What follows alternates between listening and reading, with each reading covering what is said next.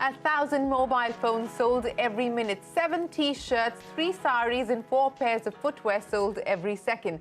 $5 billion worth of e-commerce sales and nearly 80 million shoppers across all platforms. All of that in just the first week of this festive season. According to a Bain report, 3 out of 5 online shoppers now belong to Tier 2 or smaller cities, and 1 of 3 e-commerce users is Gen Z. India's e-retail funnel is getting bigger and could have 500 million online shoppers in the next 5 years and become the world's second largest base, only behind China.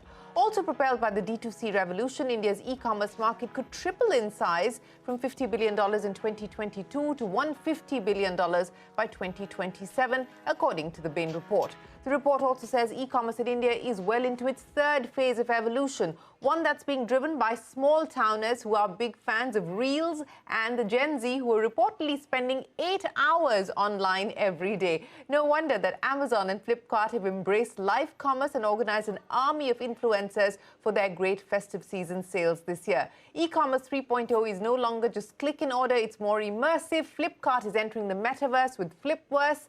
Why not? 1 out of 4 buyers on its platform is using the virtual try-on feature before ordering a makeup product. Social commerce, live commerce, quick commerce, new rules of the retail game are being written by brands hoping to catch new consumers online. Hello and welcome. I'm Shereen Bhan. You're watching Young Turks, India's longest-running show on startups and entrepreneurship.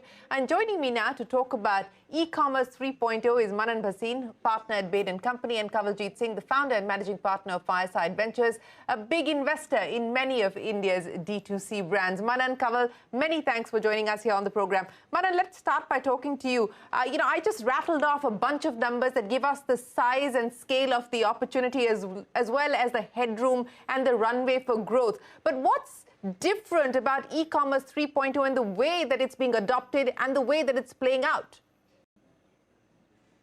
Super. Thank you, Shereen, for having me. So as you said, the e-tail itself has matured vastly over the last decade or so that we've been tracking this. We've seen 3 phases of growth. Pre-2015 was very much a phase of cautious early adoption. You saw mobiles to be the predominant category. The e-commerce was very much restricted to metro tier 1 cities. Phase 2 of growth was between 2015 and 2020. This is the growth phase. This is an area where tier 2 cities really took on, and you saw a rapid kind of expansion of e-commerce, not just from like horizontal such as Flipkart and Amazon, but also the advent of vertical players. Phase 3 is really a new, or COVID-19, I would say, has ushered us into this era of growth, and this is an era of innovation, in my opinion. And there are 3 hallmarks of this phase which have become amply apparent over the last 18 months or so. The first one is a micro-segmentation of consumers. You increasingly have consumers not just coming from metro tier 1 cities, but also from tier 2 cities, tier 3 cities. You have a lot of consumers coming from low middle income groups. You've got a lot of consumers coming from Gen Z. Now, these are all different consumers. They want discrete, their behavior is discrete, and it's incumbent upon platforms as well as brands to cater to these different consumers differently. The second big hallmark is the idea of different business models, and a lot of platforms are coming up with ideas such as social commerce, video and live streaming, quick commerce, direct to consumer. All of this is becoming much more important. And then finally, it's an era of technology. It's you touched upon it briefly, but this is all of these platforms are really going to use and utilize technology very strategically to deliver a bespoke customer experience to consumers. Several important aspects that you raised there, including, of course, micro-segmentation, which we are starting to see play out in a much more evolved fashion in the market today. Of course, different business models as well. And what more brands can leverage in terms of technology, what more platforms can do by way of leveraging technology. Incidentally, not a particularly great day for companies like Meta, which have taken a hammering on account of poor numbers. But Kanwal, let's address the issues that Manan was just talking about the evolution, the deepening of the market. The funnel is getting deeper. That is very evident. That's very clear. As someone who's been tracking, observing, and participating in this story for a decade now, what to your mind stands out as the biggest difference this time?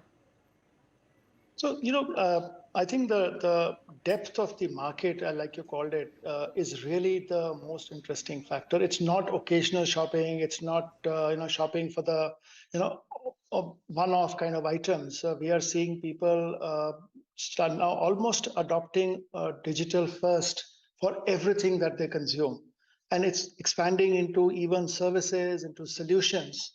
So I think a way of life has changed, and COVID really was the main, I would say, reason why that happened so quickly, and none of us anticipated that.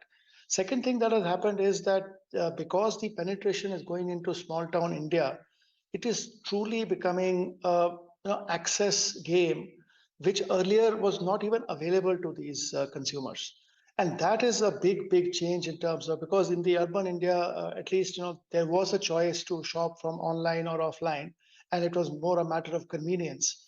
But in small town India, rural India, it is actually becoming the only way of life. And as consumers aspire for better, as they aspire for more, it's becoming even more evident that they will probably go digital first.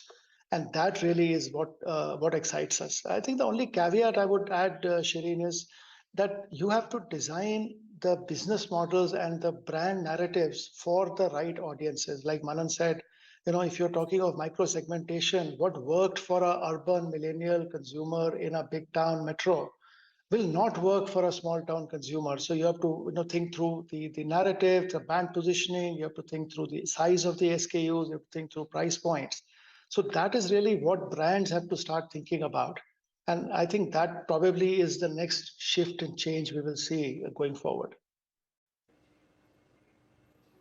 That's very important, and I want to get Manan to comment on that. Manan, as Kanwal was pointing out, that is the transition we are yet to make. This is an opportunity that's opened up. It's an opportunity that has been accelerated on the back of the pandemic. But what works in Delhi, Bombay, Bangalore may not necessarily work in the smaller cities and the smaller towns. When you talk about micro-segmentation, and a lot has been said about the likes of Meesho and so on and so forth, are we starting to see business models reorient themselves or orient themselves to cater to these micro segments, to cater to these new niches, so to speak? Absolutely. I think this is most certainly happening, right? Like, I think if you look at the last 5-6 years or so, Tier 2 has been a very critical component of India's e-retail story. As you rightly said, 60% of online shoppers hail from Tier 2 or smaller cities. The way I've always thought of it is Tier 2 has always had affluence and aspiration. What it's been missing is access, and e-retail has bridged that gap quite effectively. And a lot of business models, specifically as you think about social commerce, or if you think about video, live commerce, etc., are very much catered towards these segments. So if you think of quick commerce as an alternative for which is convenience-based, less than 30-minute delivery of grocery, it's very much catered towards that metro Tier 1 consumer. These are companies which are not even talking about Tier 2 cities at this point of time. In fact, they're very much saying that we're going to restrict ourselves to the top 8 to 10 cities. When you, on the flip side, you talk about a social commerce platform such as Shopsy or Meesho, very much their growth has come from Tier 3 and smaller cities, and it's really been, they've taken on the mantle of bringing all these new shoppers on board into the fray of e-commerce. Yeah, and we're seeing that playing out, at least for companies like Meesho, etc. But Kanwal, I want to come back to you. While we are talking about the digital-first opportunity and the way that brands are attacking this space, but one thing is also evident, and many of the brands that you're invested in have been talking about, while they're acquiring customers online, they also need to service them offline. So this phygital, hybrid model, and in its many shapes and avatars, playing out. What is the interesting aspects of that? Because, whether you talk to a Mamaearth or you talk to Nykaa, while we saw this big move towards digital adoption, it brought down the rate, the acquisition rates as far as customers were concerned, especially through the course of the pandemic. We saw burn coming down, but now everyone's talking about offline expansion. How are you seeing this play itself out? Very close to my heart, Shereen. Thanks for prompting the question. I would have bunked it in somehow in any case. So, what worked, like Manan said, over the last 10 years was this emergence of the digital infrastructure and therefore the opportunity to build digital-first brands. I think the next decade is going to be all about omni-channel. And that is really what excites us the most, because there is a certain cadence and certain rhythm to how online first brands will work. But eventually, India is still going to be 90+ % shopping offline. And the way the brands have to visualize or reimagine their entire channel strategy has to be very different than, say, traditional companies like Unilever or Nestle or Dabur or ITC. And what we are starting to see is that infrastructure coming through. So there are new age distribution companies which are using technology to almost demand forecast and cater to a certain type of offline distribution. And we are seeing that trend becoming bigger and bigger across not just urban India, but even going into small town India. We are seeing logistics, warehousing, last mile, dark store, Yeah. so many innovations happening in the infrastructure. And ultimately, it will be a combination. So, if you go back to the basics, Shireen, we are talking about brands, we are talking about how consumers engage with brands. The choice of channel should be where consumer wants it, not where the brands want to position themselves. So I think that is the most interesting phase that we are entering into. And if we can crack that narrative and that business model with the omni-channel play, we can see significantly large brands coming out of India in a big way. So when we talk about the economics of it, how challenging is it going to be able to work, operate sustainably and profitably in this digital or omni-channel environment? No, so actually, it is very interesting. What we have seen, even in the early, signs of for the last few years, is that the brand is getting built on online digital channels. So consumers are engaging with the brand more actively. They are working on social media. They are engaging with the brand on various different digital media channels. But they are looking for the products across different, distribution points, including offline. So in one sense, the benefit of the work that brands are doing on the online channels are actually percolating into demand generation at the offline. So that's one big, I would say, a challenge which is addressed. Second is that these companies which have come in, we saw Urans and the Jumbo Tails come out, and now new age companies like Rippler, etc., are offering very efficient distribution models using deep technology, which therefore takes away the burden of distribution from individual brands having to set up their own distribution systems. And I think that is the other breakthrough, which is allowing for the cost to be managed.